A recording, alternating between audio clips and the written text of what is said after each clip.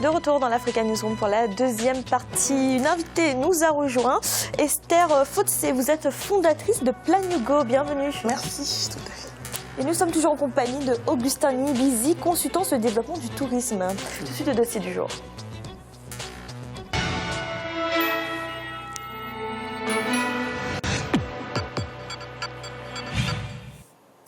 L'une des ressources du Rwanda, c'est son potentiel touristique, notamment les parcs naturels et surtout les fameux gorilles qui attirent de plus en plus de touristes étrangers.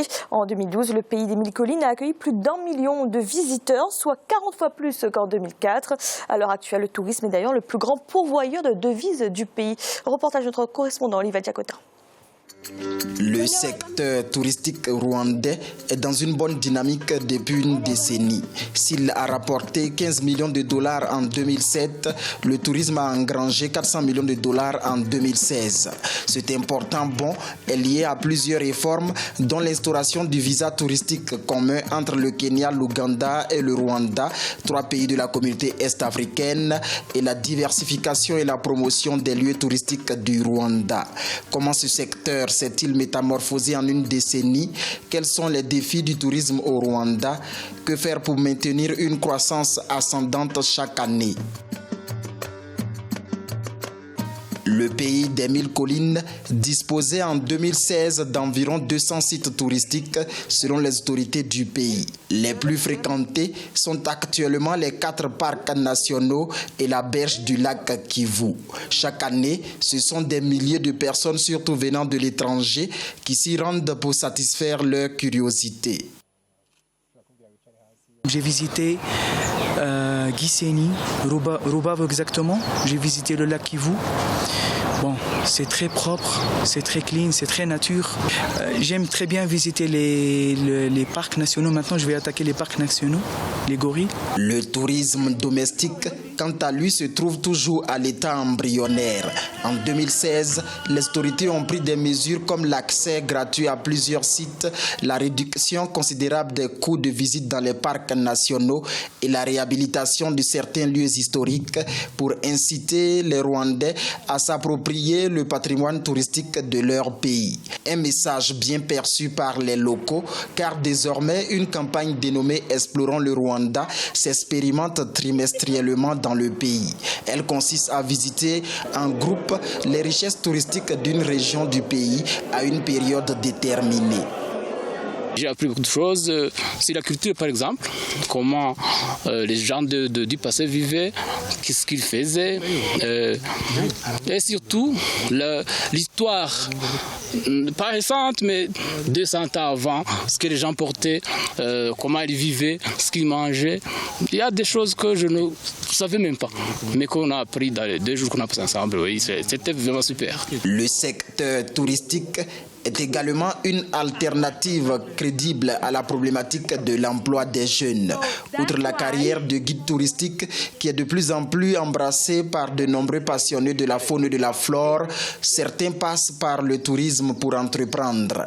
C'est le cas d'Olivier Nsenjimana, un jeune de 33 ans qui se consacre depuis 2014 à la conservation des grues couronnées, une espèce en voie de disparition au Rwanda. La collaboration avec les populations se passe bien depuis le début de ce projet pour sauver les grues couronnées. On a surtout opté pour des émissions interactives sur les médias pour mieux faire passer notre message. Les gens réagissent dans le bon sens, surtout ceux qui possèdent ces oiseaux dans leur domicile. Nous avons collecté 216 grues couronnées et je pense que l'opération connaît de plus en plus de succès.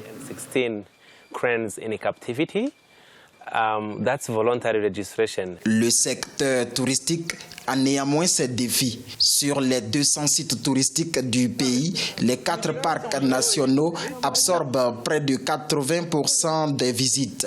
La lutte contre le braconnage et les activités illégales sont d'actualité. La culture du tourisme domestique n'est également pas encore ancrée dans les habitudes des locaux. We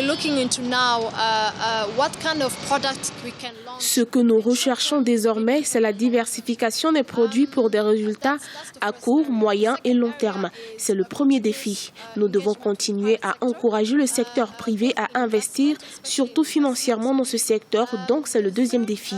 Le dernier consiste à impliquer davantage les communautés vivant notamment aux alentours des parcs nationaux dans la conservation de la faune et de la flore.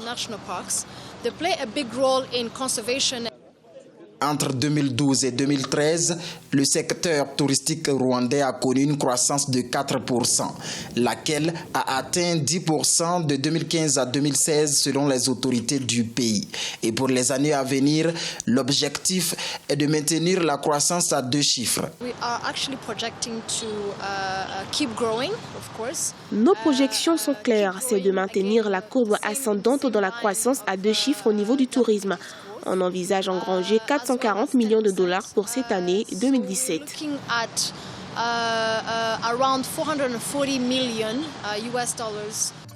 Le Rwanda est devenu une destination prisée à l'international ces dernières années grâce surtout à la sécurité et à la stabilité politique. Son secteur touristique exploite si bien ses opportunités qu'il est aujourd'hui le plus grand pourvoyeur de devises. Chaque année, 5% des revenus touristiques sont reversés aux populations vivant aux alentours des parcs nationaux à travers des projets communautaires. C'est justement au niveau du tourisme domestique qu'il y a beaucoup à faire, même si les autorités visent une contribution de 30% du tourisme local d'ici 2018. Augustin Niyibizi, on parle souvent de miracle rwandais. Est-ce que c'est un miracle aussi au niveau du tourisme? Oui, à chaque fois quand je retourne là-bas, moi j'y vais une fois par trimestre. À chaque fois quand j'y vais, vraiment, je suis étonné, pour tout ce qui se passe là-bas. La dernière fois quand j'ai été, c'était l'année dernière, l'aéroport, c'était en travaux. Là, il y a un rapport qui est sorti qui classait les meilleurs aéroports d'Afrique. C'est en termes de sécurité, en termes de la propriété. Et du coup, j'ai vu que le Rwanda il était numéro 2 derrière Durban. C'est juste le fait que le Rwanda est tout petit, les gouvernements en place disent bon, okay, ça peut être petit, mais bon et bien géré. Et ça commence par les ressources que nous avons. Donc j'ai vu ce qu'ils ont fait avec l'aéroport à Kigali. Aujourd'hui aussi, quand on voit ce qui se passe avec la compagnie nationale qui veut vraiment concurrencer les autres compagnies aériennes, tout ça c'est toujours visé sur le tourisme parce que avec la compagnie aérienne, ça amène les touristes. Avec l'aéroport, c'est le premier endroit là où on met le pied. Et tout ça, en fait, ça reste dans les mémoires des touristes. C'est une fois qu'un touriste rentre chez lui, ils disent « Waouh, j'ai visité ce pays, il faut juste y aller, vous allez voir ce qui va se passer. » Esther Fotsé, comment vous évaluez le potentiel touristique du Rwanda? Alors, en fait, c'est un pays qui est vraiment riche en termes de paysages. Le Rwanda a su très vite rebondir malgré son histoire. Et aujourd'hui, 20 ans après ce que nous connaissons comme événement, c'est un pays qui a réussi à relever un véritable défi, à redorer son image, que ce soit sur la scène africaine ou internationale. Et aujourd'hui, nous avons des touristes qui viennent et même tout simplement le tourisme national déjà par rapport aux autres pays africains est véritablement élevé. Vu qu'aujourd'hui, il y a pas mal de déplacements aussi dans le pays, autant de personnes qui arrivent de l'extérieur. Donc, c'est un véritable exploit pour ce pays en si peu de temps. Alors oui, Augustin Niyibizi, on l'a dit, en 10 ans, les arrivées ont été multipliées par 40. C'est énorme. À quoi est due cette progression fulgurante? C'est-à-dire qu'en fait, le Rwanda a une vision dans chaque domaine. Par exemple, si la vision sur ce qui concerne le secteur du tourisme, depuis les années 2000, on a une vision sur 2020.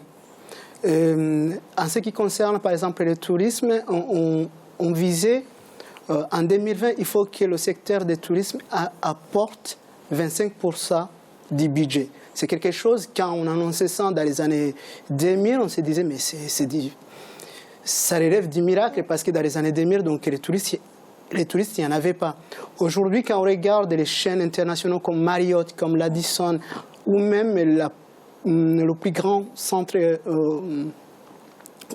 c'est en anglais Convention Center, centre de conférence, qui est en Afrique de l'Est, où quand on regarde les conférences qui se passent, la dernière fois on a vu les sommets de l'Union africaine, là récemment on vient d'avoir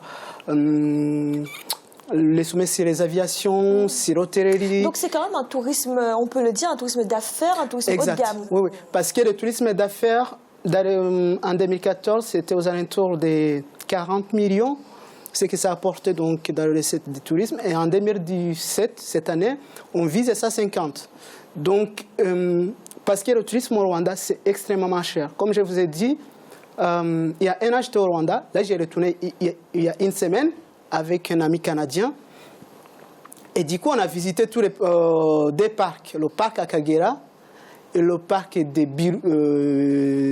Volcanopark. Et moi, en tant que Rwandais, avant, je n'avais jamais joué le touriste dans mon propre pays. Ouais. Et du coup, là, étant donné que j'étais avec un ami, je lui ai dit, OK, on va faire l'aventure, on va visiter, on avait 7 jours. Ne serait-ce que le billet d'entrée pour la Kagera, qui est le moins cher. Là, on est aux alentours des $40 pour un Canadien. Ah, donc vous estimez que la destination Rwanda n'est pas onéreuse? C'est trop cher. Ah, c'est trop cher, c'est trop cher. Parce que à Kagera, pour la visiter, il faut une voiture. Pour entrer dans la Kagera, la voiture, on paye $30. Quelqu'un qui n'est pas rwandais, c'est $40. Il faut payer le guide $40. Et du coup, la facture monte. Et le parc pour les gorilles, et là, on ne peut même pas parler parce que là, le billet d'entrée, c'est $750. Et quand on est jeune, quand on dit que, par exemple, une journée, on va payer $750, c'est là où vraiment... Alors Esther Fotsé, si le Rwanda est une destination onéreuse, ça veut dire quoi? Que finalement, ce ne sera pas une destination pour un tourisme de masse? Ce ne sera pas accessible à tout le monde. Alors le problème en fait que le pays rencontre, c'est que dans les années 2004-2007, on a eu de gros investissements, notamment Dubaï, qui a créé des complexes. Le souci, c'est que c'est de très haut standing et c'est pas forcément donné, comme vous étiez en train de le dire, c'est pas forcément donné à tout le monde. Aujourd'hui, avec ce qui est mis en place, c'est pour permettre justement aux locaux de pouvoir faire ce tourisme-là en réduisant les tarifs, en offrant des journées visites, comme on a pu le voir dans le reportage. Mais c'est pas forcément accessible à tout le monde. C'est ce qu'on disait aussi.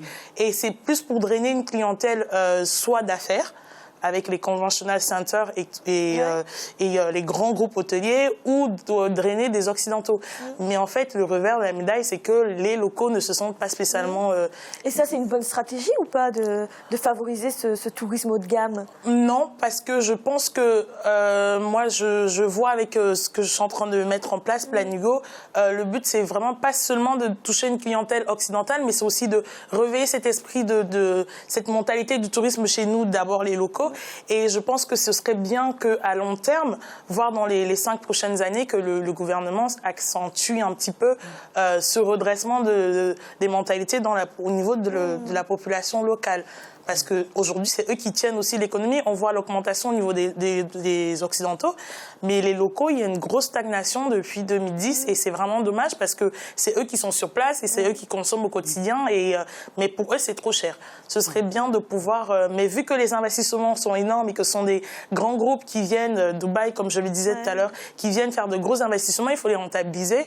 Et rentabiliser, c'est par des ventes de billets qui sont assez élevées pour pouvoir très facilement rentrer dans les marges et le plus rapidement possible. Augustin Nibizi, c'est ce que vous constatez, les nationaux sont encore trop peu à visiter leur pays? Oui, et ce qui est bien, c'est que le gouvernement en fait, s'est rendu compte qu'il y a un travail à faire. C'est là où ils ont commencé à changer les mentalités de la population locale en créant Temberu Rwanda, qui veut dire visiter le Rwanda, c'est qu'on a vu dans le reportage.